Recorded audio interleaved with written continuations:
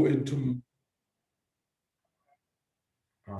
so I promise that I will actually go into details of few of the results, and I will start with the beautiful paper of Jakub Sosnowec, who was the first one to observe the log D.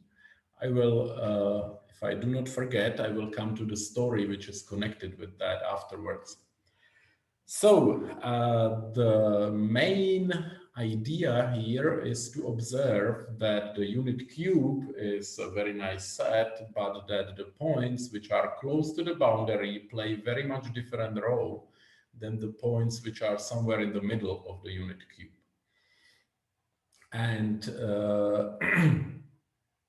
that we should avoid sampling points close to the boundary because they do not hit so many rectangles actually. So, well, this is easy to say, but of course the mathematics is a bit more complicated. So how is the idea? So we start with parameters m and d. So m essentially plays the role of the epsilon and is epsilon to 2 to the minus m. So by the way, I forgot to say that if you should have any questions, just feel free to interrupt me at any spot. There's absolutely no need to do all the slides. If you are interested in some part, we can stick to some part for a bit longer. And now we define a grid. This is not so important that this is a grid. Probably the most important thing is that it stays away from the boundary. So there is no 0 over 2 to the m, and there is no 2m over 2 to the m. So these points are like useless, and we have only the grid sort of inside of the interval 0, 1. So, and the algorithm or the procedure how to construct a set with small dispersion is actually very simple. Now, sample randomly and uniformly from the tensor product of this grid, so very easy procedure, until all the large boxes get hit. So again, I can try to make a picture, which is again very simple. So if I would have my unit cube, then I do a couple of points here, like these. And this method is based by taking these 9 points in the middle. And to sample randomly from these 9 points until you prevented all the rectangles which are large to be empty. So it is actually, so looking back, I think in the Jakub's paper, the calculation is not difficult, but it can be even simplified a bit, I guess. And the main idea here is that we can split the coordinates of any rectangle B into active and the other ones, which I call non-active coordinates. So if B is a product of intervals in RD, so there is D of them, and the volume is larger than epsilon, so than 2 to the minus m, then we observe that if Ij is larger than 1 minus 2 to the minus m, so it's nearly 1, then actually the Ij covers the whole grid. So in my picture, it's very easy. If the interval should be of the length at least 3/4, then it can start, for example, here, but will go only here. So it will cover all the 3 points in this direction. And if this is not the case, then I have an interval which might be much shorter. So for example, only this. And some points do not get covered. So something happens in these coordinates, and that's why we call them active coordinates. And now there is a pretty straightforward calculation. So first, the number of active coordinates cannot be very large. Why? Well, the volume is larger than 2 to the minus m, but on the other hand, for every active coordinate, I have this inequality So if alpha is the number of active coordinates of B, then this number must be smaller than roughly n times 2 to the m. And that is independent of D. So with epsilon, meaning m, being fixed, the number of active coordinates is bounded from above independently of D. So that is really a crucial part here, that most of the coordinates for D much larger than this are actually irrelevant, because each of the boxes covers in this direction all the grids. So, and now there is a simple calculation which shows that this random construction really works very well. So this is essentially a union bound. So for like experienced among you, this might be nearly an offense, how simple the calculation really is at the very end. So we want to use the union bound, so the probability that some point hits some rectangle, and then like take a union over all the rectangles. But there is infinitely many of the rectangles, which is of course annoying. So we uh, do the following. We divide the set of all boxes into finitely many groups, in such a way that these groups are like localized around one spot and have large intersection. This means that if our point set hits the intersection, then actually it hits all the rectangles in this group, and this group is completely out. It's already been hit. So, and if I hit all the finitely many groups, and this allows me to take the union bound because there is only finitely many of them now, then I had hit all the rectangles because each of them was in some of the groups, and each the group had some intersection, and this intersection includes one point, therefore everybody includes at least one point. So how do we do that? This splitting. So for each B, for each rectangle which is large, we do a mapping, we associate to each B two parameters, two vectors of parameters. J are the active coordinates. For all the others, we don't care because there we can do whatever we want and we are still in B. B covers everything in these non-active directions. And for the active directions, there is something happening and some points are in, some points are out. So we take some of the numbers which get in, meaning k in J1 is in the interval with the index J1 and so on. So for example, for this green interval, we would choose this point as K1. And what happens? Well, if we do the following, we take the full grid in the non-active coordinates. So L is not in the vector of active coordinates. We take the full grid. And if we have some active coordinate, we take only one singleton. And we take product of these sets. So how does it look like? So for the green, if this would be chosen because 1 was the active coordinate, but the 2 was inactive, then the set looks like this. We have a restriction in the active coordinate, but we have no restriction in the non-active coordinate. So, and I would take the product of these guys, and that is a subset. So bjk by this construction is a subset of B, just because how it was defined. In the non-active coordinates, these intervals cover the whole grid, and in the active coordinates, they cover at least this point, but probably many others as well, but I don't care. So how many finitely many groups do we have? So the groups are the rectangles with the same parameters J and K. So two rectangles belong to the same group if their associated J and K are the same. So we have to count how many different parameters J, K do we have. So here we have chosen AM numbers out of D. So it's D over AM. And here we can have essentially any of 2 to the m minus 1 value in each of the places.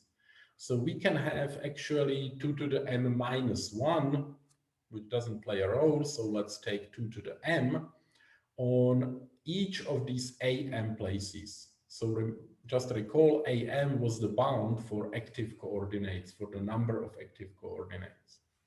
So altogether, we have pretty large number, but finite, of the groups, namely D over AM times 2 to the M to the AM, but finitely many. And this allows us to do the final step.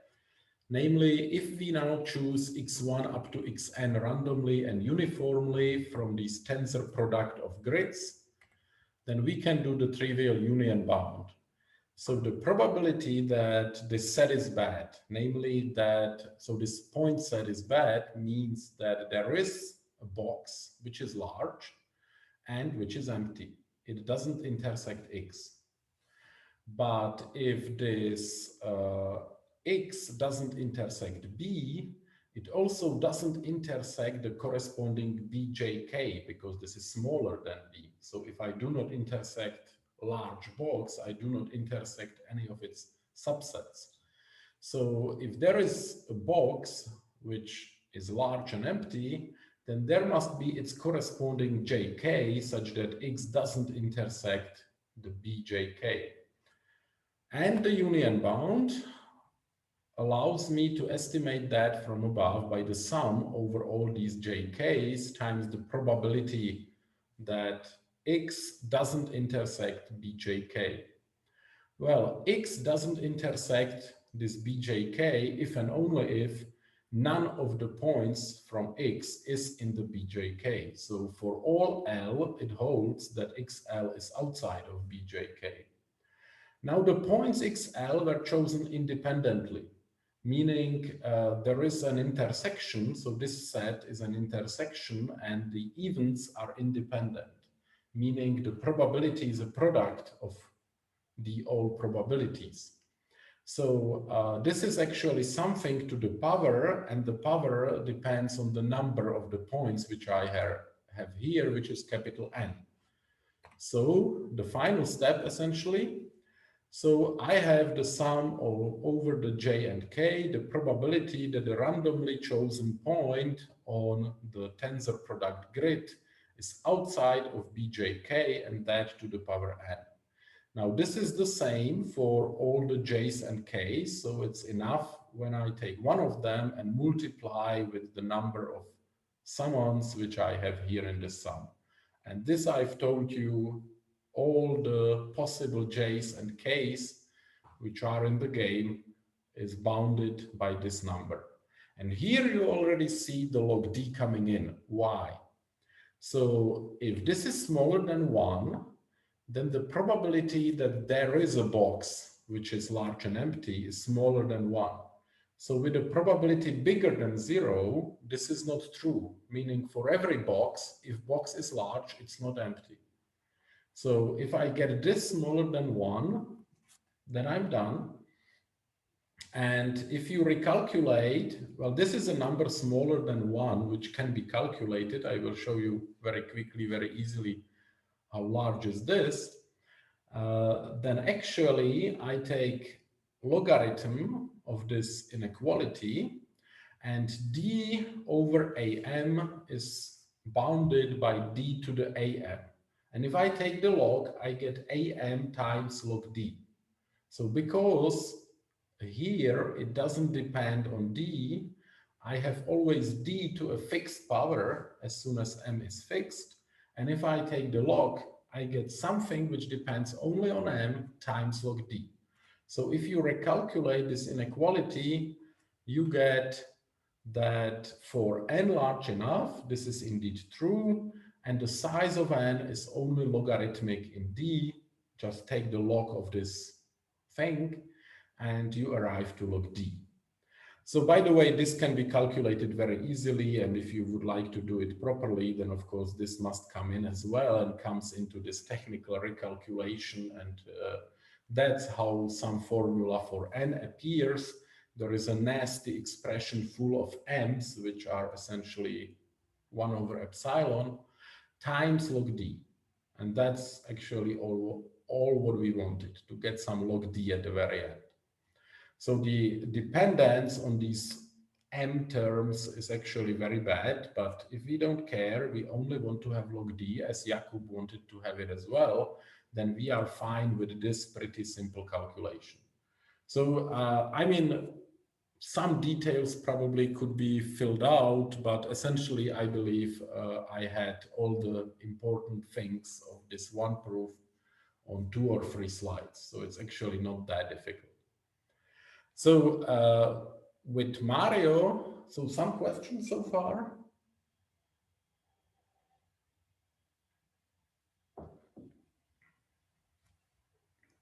All is okay. So with Mario, we only did the thing that we wanted to take care about the dependence in M.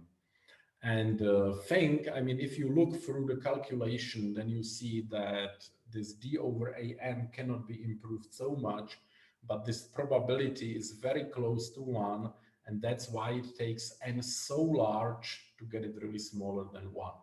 So we need to split the boxes in a different way.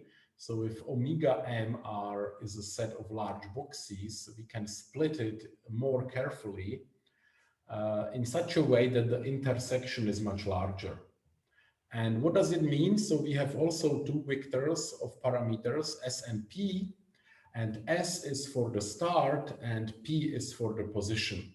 So the interval IL starts somewhere between SL over 2 to the m and the same plus 1. And well, no, that is the length, and the position where it starts, so the infimum of the interval is somewhere between PL minus 1 on the grid and PL. So we have these two parameters for every box. And the good thing about that is that when we define the intersection of these classes, of these omega m sp, then their intersection is actually very large. It's this whole interval. So it's not only singletons in some directions, which are very difficult to hit, but it's actually whole intervals in these active coordinates. And it's actually, again, the full interval in the non-active coordinates. So our intersection is actually much, much larger, and we have much better control about this term. And there is a very technical lemma which is at the heart of the proof, namely showing that the probability that a randomly chosen point from mm to the d is in this intersection is actually very large. So why is this very large? So remember that BMSP was intersection of rectangles, and they are allowed to have the volume as small as 2 to the minus n. So of course, you wouldn't expect the probability to hit any of them, and the intersection is even smaller, much larger than 2 to the minus n. And this lemma actually shows that up to the constant, which is 1 over 2 to the power 4, so 1 over 16, it is indeed 2 to the minus n. So up to the constant, this plus 4, this is essentially the best possible what you can do, because the boxes here, they have already the volume 2 to the minus n. So the probability to hit them is essentially 2 to the minus n. And now we indeed have much better control, and actually the calculation at the very end, once you prove this, is not so much difficult, so much different from what Jakub did. There is again a union bound, but this gets much better now. And the number of points which we needed for given m and d is now bounded like this.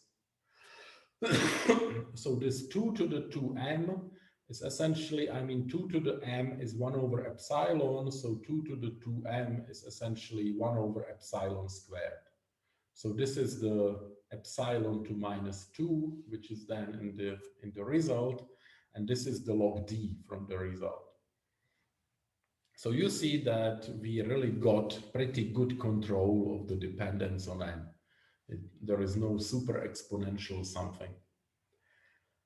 Okay, so that is for one part of my talk, and the second one, which I will make, I guess, shorter than I expected,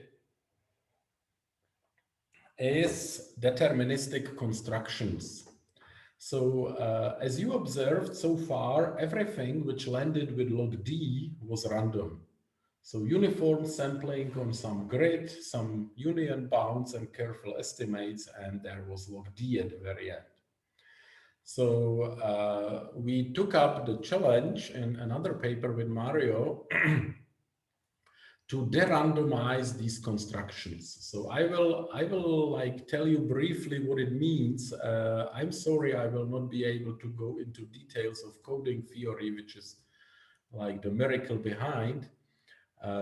And that for the time reason and for the reason of not being an expert. So for us, this was a pretty adventurous way where we learned something new. I think I can speak for myself and Mario as well. And so I will essentially only tell you how to translate the language of dispersion and the construction of good point sets into the language of coding theory and related areas, and what are the results to reuse and sort of recycle to get good bounds for deterministic constructions of sets of small dispersion. So now we de-randomize the construction of Jakub-Sosnovec, which is a bit easier. So how does it work? So we have again epsilon, mm, and we have again the set of large boxes. We have again some active coordinates with their number going as high as to m times 2 to the m. And now we need to find a subset of mm to the power d, which intersects every of these bjk's, which I had a while ago. So remember, when B was in the set, then there were active coordinates. On these, I've chosen something which was in B. So active coordinates were collected in J and some correct value in the K. And I produced a box, very thin box. In these active coordinates, it was very thin, only singletons, and they were called bjk. So if I intersect all bjk's, I'm actually done and the set is good and it intersects all the b's. What does it mean? It means that anytime I select a j, so active coordinates, and I prescribe a value which should be achieved on this set, it must be achieved. That's the only way how to ensure that I land in bjk. So let me put it like that. We are looking for a subset of this grid. Well, you see, I left out this 2 to the m. Well, over 2 to the m, it's pretty immaterial if you work with integers or grid on 0, 1. And this must look like that anytime you prescribe a subset of these sides, then the restriction of these points on the set actually achieves all possible values. So all the k's actually come in play. So this is what actually Jakub did randomly. And the question is, could we do the same deterministically? So could we construct a set, a subset of this 1 to 2 to the n minus 1 to the power d, such that anytime I prescribe some smaller subset of d, then the restrictions take all the possible values on this set. So as such, it actually falls very well into the world of discrete mathematics, and the right miracle here is only to find the right notion such that you can connect the two worlds. And the right notion is the notion of universal sets. So we followed the paper of Naor, Schumann, and Srinivasan from 95, where they defined these notions, but they were there much before, of NK and NKM universal sets. And if you have a look on what it is, you will recognize immediately that's exactly what I was talking about right now. So a set T from 0, 1 to the power n is called NK universal set if for every index set of prescribed size, the projection of T on the set has all the possible values. And if you put in the parameter m, then it's even more similar to what I did so far, namely, it is a subset of 0 to m minus 1 to the power n, such that for every index set, the restriction of T on S contains all the possible values. So this is exactly what we had here. It is a point set in here such that for every subset of fixed size, the restrictions have all the possible values. So it's essentially the same notions. So with these two things matching so well, it was actually very easy to finish the stuff. So I will go through only very quickly. So let me mention that, of course, if m is equal to 2 here, then these two notions are the same. So this is indeed a generalization of the first one.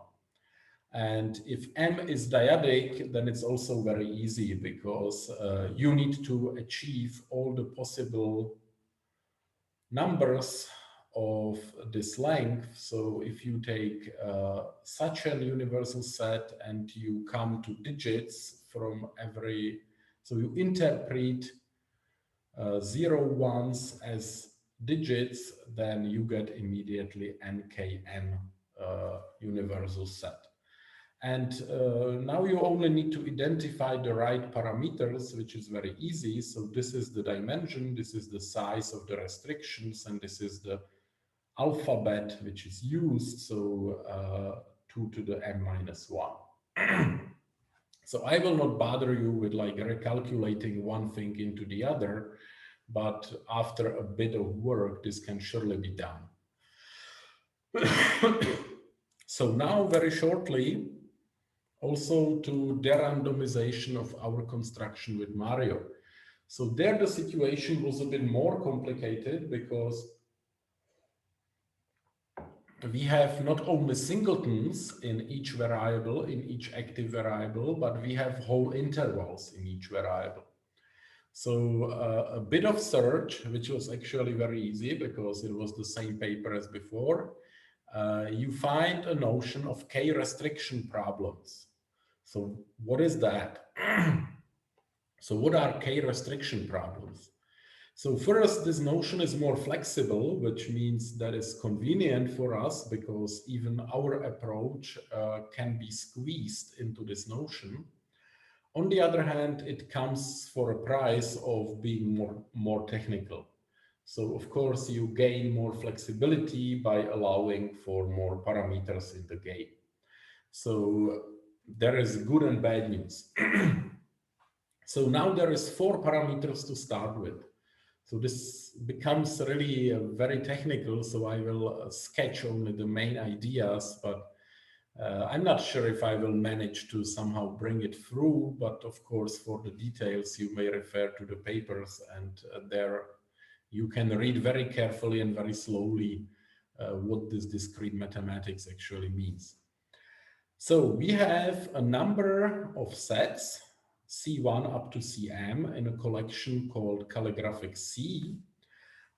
Each of them is a subset of 0 to b minus 1 to k. So it's a vector of k components, each of them from 0 to b minus 1. And we require that they are invariant under permutations of 1 to k. So this means that if I reorder 1 to k, then I reorder, say, C1 to C2, so that this class of sets is done in such a way that no coordinate is like more important than the other. And essentially, if you rearrange, you don't fall out of the class C.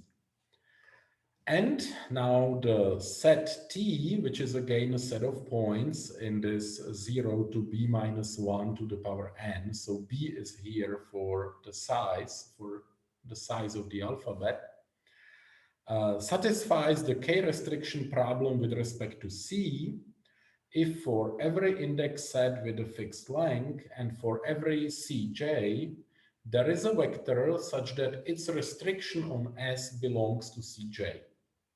So CJs are called restrictions because there is an XL satisfying the restriction CJ on the set S. So this is already very promising to what we did here, because we have actually many coordinates which are non-active, and there is no restriction on these coordinates here because this interval contains the whole grid. And there is few active coordinates, and on these active coordinates I have a non-empty interval which might be quite large, and anything which falls down into this interval is good. So just naturally, where I need a restriction, the restriction will be this intersected with the grid. So all dyadic points from this interval. And this is indeed how it works. So a couple of technicalities. So an important parameter here is the minimal size of the restriction. So the size of the minimal restriction. Of course, the more restrictive you are, the more difficult it is to fulfill all these restrictions. So the smaller the C, the more difficult, the more points you need to get there. And this is indeed a generalization of the universal subsets, because if you choose the C's to be singletons, then you actually recover the old notion. So this is a very non-trivial generalization of the old stuff. And there is a pretty easy deterministic construction, which tells you that if n is very large, larger than this, then you are fine, and there is a point set which satisfies this k restriction problem with all these parameters and these sets, C1 up to Cn. And there is a deterministic construction of the same length, which gives the same n, but actually it has a pretty bad running time. So it's like extensive search, which is, I mean, like a deterministic way, but not really a fast one. So, but it is already a first possibility how to de-randomize the thing. Namely, these restrictions would be indeed the BSP intersected with the grid. And we need to solve this restriction problem, meaning we need to find a set with these parameters B, K, and M, B, K, and M being this, and this, with these sets C1 up to C capital N. And the good news is this can be done, but the running time is super exponential in M. So this is a bad news. The good news, and this is nearly the end of my talk, is this can all be saved by an idea which we discovered also in this paper, and this is using a well-chosen splitters.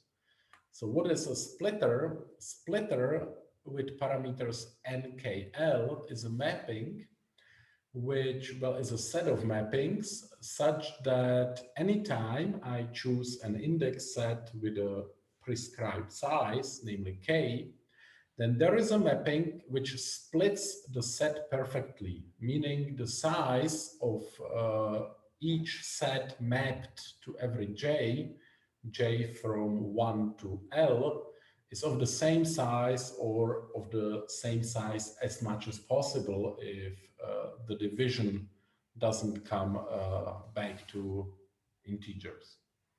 So essentially, the set S is mapped to different points in 1 to L, and that to so different as much as only possible. And very nice result. There is an explicit nkk squared splitter. What is an nkk squared splitter? This means that anytime I have a set of length k, it is mapped to 1 to k squared such that it gets split. Of course, k squared is larger than k, which means that the sizes are only 0 and 1. So actually, on every index set, there is a mapping which is injective on this set. So it splits the set completely, and it gives only, it like doesn't connect any two elements together. It's injective. And of course, k squared might be much less than n. So in some sense, you can reduce the dimensionality from n to k squared, and you preserve the elements. They didn't get combined. So, and the good thing is the running time is very good as well. So there is a very simple algorithm how to translate good error correcting codes into these splitters and there and back. But I will not go into details. It's again about like terminology issue more than anything else. So, and if you combine all that, then actually we could de-randomize this construction and obtain this deterministic bound at the very end. So how does it work? We first reduce from dimension d to dimension am squared. Then we do the brute force search in this dimension. So we have the solution to this k restriction problem where there is no d involved anymore as it was here. So d gets replaced by am squared. And then we do concatenation of the splitter and of the k restriction problem. And it's pretty easy to show that because of all the properties I collected, all the notions one after another, this is indeed the solution of the original k restriction problem. And the number of points is, of course, the product of these two cardinalities of Tm and AMD. And altogether, we landed up here. So actually, the referee helped us to, well, pointed to us this paper, which improved the dependence here from 6 to 4. So there was actually better splitters than we knew, but the idea was actually the same. So I'm nearly finished, but I promised a story which I forgot on the way. So the story goes like that we started to study dispersion when there was a meeting in Oberwolfach, and we wanted to work in groups, and we wanted to focus on some problem which we thought to be like at least easy to formulate, if not easy to solve. And the dispersion was proposed by someone, I don't remember exactly who it was, and we started to think about, and we didn't know really what the good bound would be actually. And after the meeting was over, we still were communicating with each other and exchanging ideas, and uh, like our intuition went into the direction that there might be actually a very surprising logarithmic bound from above. But it was so hard to believe for us that no one really sat down and did the calculation necessary. I mean, we were all a bit too old to try something that risky, like going for a logarithm, which was very unlikely. Well, the advantage of Jakub Sosnowec, so he was a student of Daniel Kral, who is pretty well known in combinatorics and discrete geometry, was that he was a master student who wasn't afraid of all the dangers on the way, and he sat down and did the calculation on the spot. So the embarrassing outcome of our Oberwolfach meeting was that our problem was solved by a master student in a matter of few days. But at the end, we had to recognize that that we had a bunch of ideas and conjectures, but he had a proof.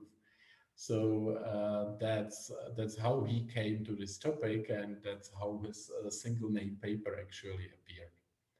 So with the story being over, there is only a short list of all different techniques which get used from coding theory, but there is absolutely no time and well, no courage to comment on the details of all these techniques. So with all that, I thank you for your attention, and I'm ready to hear your comments and questions. All right, thank you very much for this nice talk, Jan, and for the inspiring story. I think it's good to have some inspiration. So any questions in the audience?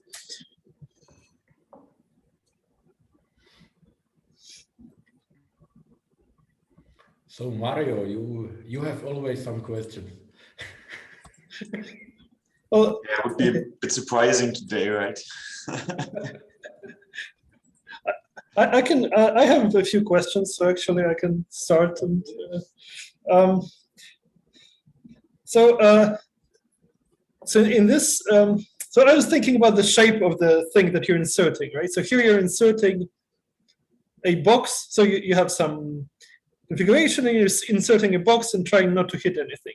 So if you were inserting a ball, it would be just covering, usual covering problem. Right, so it would be easier. So for you, the hard part comes, if I understand, maybe from the fact that you can have these strange ratios, right? Very thin. So that's part of the difficulty, right? So is it? So if one restricts the ratio of the box, does it make the problem very easy, or there is just nothing interesting to be said, or is that even? So say I restrict ratio to be nearly cubic, but not cubic, something like that. Well, we didn't think about that, but I'm pretty sure that much of the stuff could be recycled. So especially the number of active coordinates would have to go down quickly because, another thing, in these active coordinates, singletons would be like too small to really happen. So I think one could like reuse the new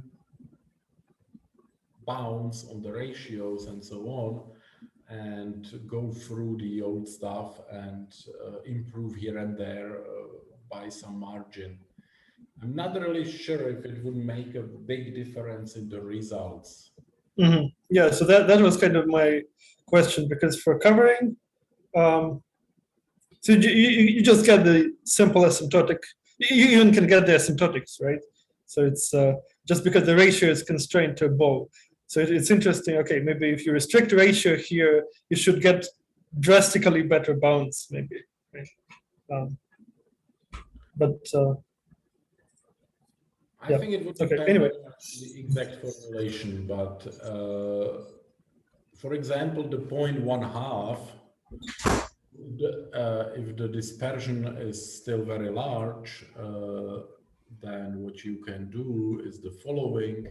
If I put a point in the middle, then I can avoid it by taking a rectangle like this. But anytime I take a rectangle with the volume larger than 1/2, then I somehow cannot walk around really, like around this point.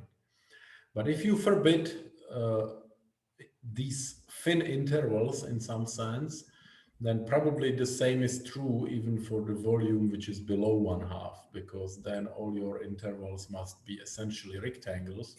So if you would allow only rectangles, then probably this would be the right answer, so that the volume could go down to 1/4 and still you couldn't avoid 1/2. So I think these changes would be like expectable. Mm-hmm.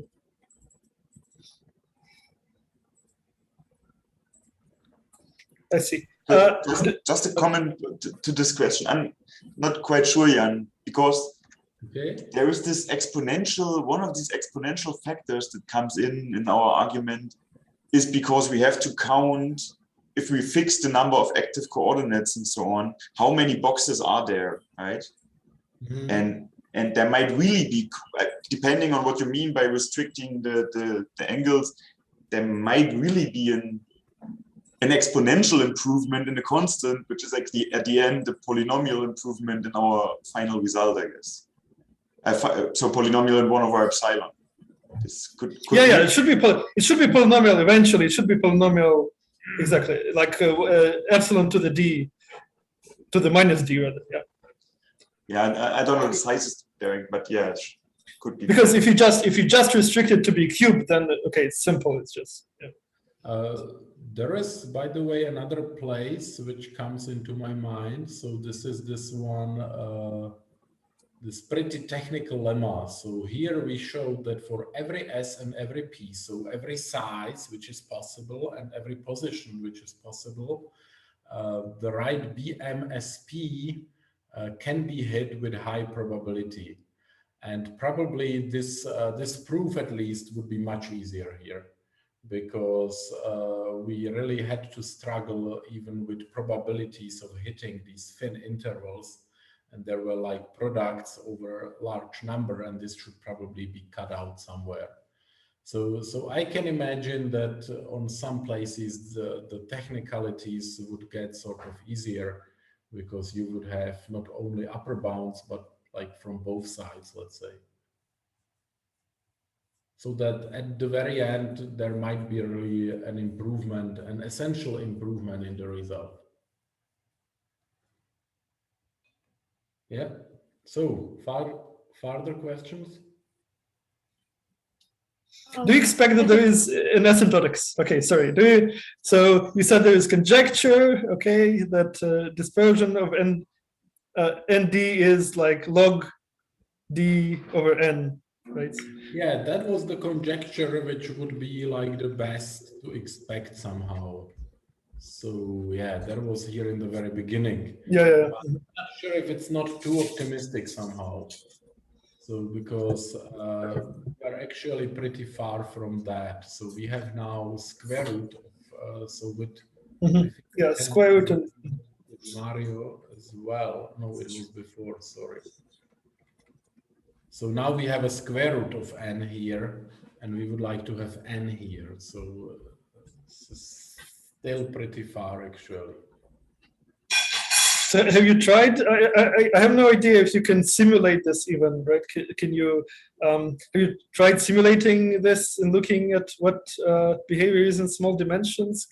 Can you see some? The simulations here are pretty tricky. So first, the question is, I mean, we have our method. We have the grid, and we sample randomly on the grid. And that we could do with some program, a very simple one. And we could somehow try to see what it does. But what if the good point sets do not actually happen to be in this direction? I mean, what if the good point sets actually do not look like this? What if they do not live on the grid? So we could sample on the square, on the full square. But so one of the papers by Eike and some co-authors was that with this method, you also cannot get super far. So, and we are actually using other method because we think it's better in this setting. So it's not really clear that sampling uniformly on 0, 1 is actually a good way to produce sets with small dispersion. So I'm not really sure if there is a way how to test all that.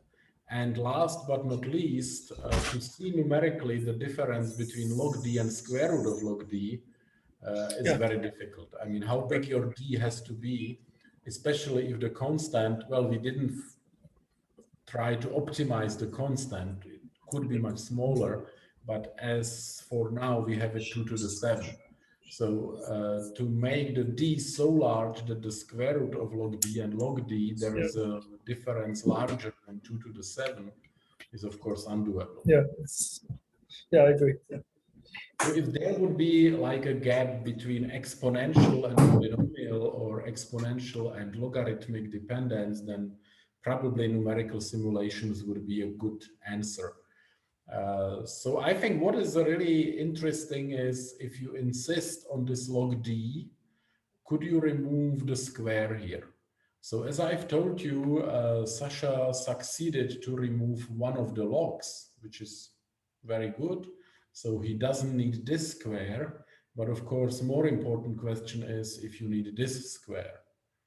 And there we don't know. And probably that's like on the edge of what one could maybe find out by numerical simulations, but probably also not really easy.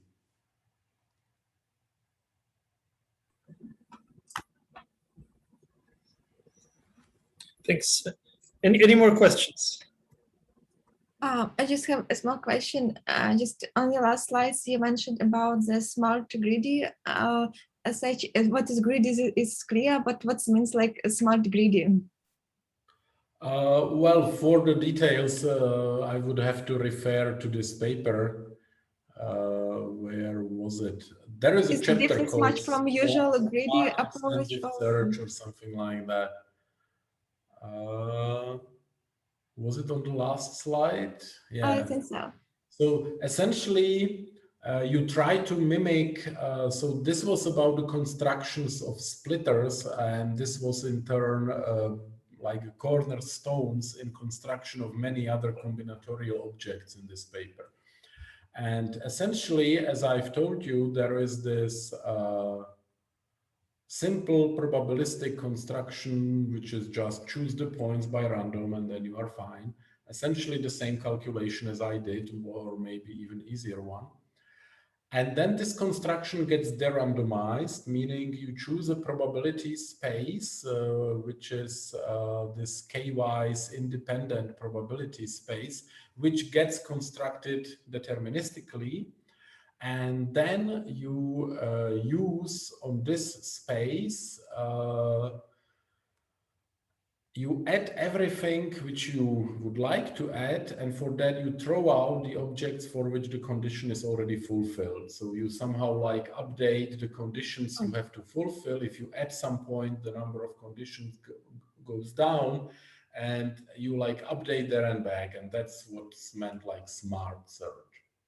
I understood. You just like I understood. Yeah, so it's a greedy, exhaustive search. You can call it smart. It's not that super smart. Yeah, but okay. Thank you. What is really difficult about that you need some expander graphs to produce these probability spaces and so on. So I think the most difficult thing for us with Mario was that if you start to read one paper, it reuses results from the other papers, and then you like think for yourself, okay, how is the best deterministic construction of some of the objects which could used right now, and you find out that there is another bunch of independent papers about how to do this and that, and they reuse again something. So actually our construction is deterministic, but we never try to really implement that, because that would require, I think, a non-trivial amount of work. Right, yeah, I think Mario mentioned this during Eke's talk last week, maybe, yeah. Right, thank you very much. We probably don't want to hold you for much longer. Thanks a lot, Jan. Okay, I have time, yeah. But thank you very much for having me here. So I will stop the recording and then maybe double check if there are any informal questions.